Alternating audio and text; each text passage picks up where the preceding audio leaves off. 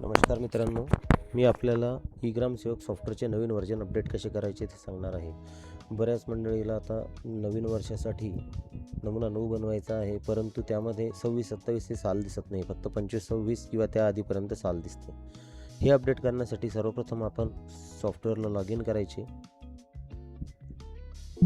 Log in केल्यानंतर यामध्ये बघा एंट्री नमुना 9 वगैरे आपला दिसतोय.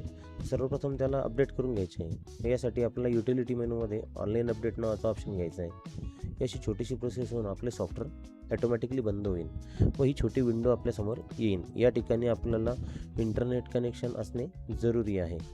या ठिकाणी आपण स्टार्ट अपडेटवर क्लिक करायचे आहे, जेणेकरून आपल्या सॉफ्टवेअरचे अपडेट्स डाउनलोडिंग स्टार्ट होईल. ही छोटीशी प्रोसेस आहे, ज्याच्यासाठी 1-2 मिनटे लागू शकतात. अशा पद्धतीने आपण बघू शकता की हे डाउनलोड होत आहे. आता हे डाउनलोड झाल्यानंतर या ठिकाणी अप्लाय अपडेट सक्सेसफुली असं आलं पाहिजे. याला आपण एक्झिट करूयात. एक्झिट केल्यानंतर आपण परत सॉफ्टवेअर ओपन करू.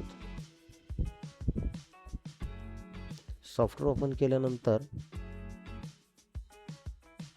आपण बघू शकतो की या ठिकाणी 2026-27 आलेलं आहे साल. म्हणजे आपण जे अपडेट केलं त्यामुळे हे नवीन साल आपल्या सॉफ्टवेअरमध्ये ॲड झालं आहे. आता सिंपल प्रोसेस करायची आहे नमुना 9 बनवण्यासाठी. आपला पासवर्ड टाकायचा आहे, लॉग इन करायचं आहे. लॉग इन केल्यानंतर या ठिकाणी एंट्रीमध्ये आपण येणार, नमुना 9मध्ये येणार. नमुना 9मध्ये बघू शकता आपण या ठिकाणी आता सध्या यात नमुना 9 बनलेला नाही आहे, पण यामध्ये आपण नवीन वर्षासाठी नमुना 9 बनवा हा ऑप्शन घ्यायचा आहे. यात ज्या गावाचा बनवायचा आहे त्यावर क्लिक करायचं आहे, साल निवडायचं आहे. असं समजा आपल्याला 26-27चा नमुना 9 बनवायचा आहे. ठीक आहे, तर आपण 26-27 या नमुना 9वर क्लिक करणार. नवीन बनवा घ्यायचा किंवाही नवीन नमुना 9 बनवण्यासाठी नवीन बनवा हा ऑप्शनच घ्यायचा आहे आणि बनवा सेव्ह करावर क्लिक करायचं आहे. असे केल्यानंतर मित्रांनो आपण बघू शकता की इथं ओकेचा मेसेज आला. याला क्लोज करायचं आहे. आता परत आपण गावाच्या निवावर क्लिक केलं तर या ठिकाणी नमुना 9 बनलेला आपल्याला दिसू शकेल. आता बऱ्याच मंडळीला असा प्रॉब्लेम येतो की मागील नमुना 9चे थकीत एकूणचे जे आकडे ते थकीतमध्ये घ्यायचे असतात.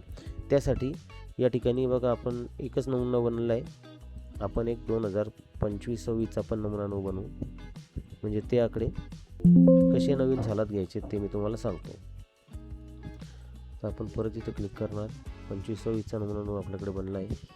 आता आपण असं कन्सिडर करूया की यांचे थकीतचे आकडे जे आहेत ते नील आहेत, चालूचाच कर यांच्याकडे बाकी आहे.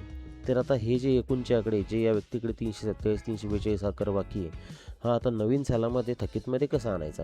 तर यासाठी परत नवीन वर्षासाठी नमुना 9 बनवा यावर यायचं आहे. या ठिकाणी गाव निवडायचं आहे आणि सरळ या ऑप्शनला यायचं आहे. नमुना 9मध्ये खाली मागील सालातील एकूणचे आकडे थकीतमध्ये घेण्यासाठी लेफ्ट साईडला ज्या सालातून घ्यायचे या ठिकाणी कोणत्या सालामधून म्हणजे 25-26 घ्यायचं आहे, कोणत्या सालामध्ये 26-27 घ्यायचे आणि मागील एकूणचे आकडे हे आपल्याला घ्यायचे आहेत. कारण मागील एकूण हा नवीन वर्षाच्या थकीतमध्ये आपल्याला घ्यायचा आहे आणि बदल करावं सेव्ह करावर क्लिक करायचं आहे. ह्या ठिकाणी आपल्या रेकॉर्डनुसार वेळ लागू शकतो. जेवढे जास्त रेकॉर्ड तेवढा जास्त वेळ ह्या ठिकाणी लागेल असं लक्षात ठेवायचं आहे. आता बघू शकता या ठिकाणी बदल करण्यात आला आहे असा मेसेज आला आहे. याला ओके म्हणायचं आहे आणि क्लोज करायचं आहे. आता आपल्याला 2026-27मध्ये यायचं आहे आणि माहिती दाखवावर क्लिक करायचं आहे. आपण आता बघू शकता की 25-26चे जे एकूणचे आकडे आहेत त्या व्यक्तीचे ते आता 26-27मध्ये थकीतमध्ये आले. तर आणि थकीत चालू अशी टोटल यांची आली आहे आणि आपल्या नवीन वर्षाचा नमुना 9 जो आहे तो अपडेट झाला आहे.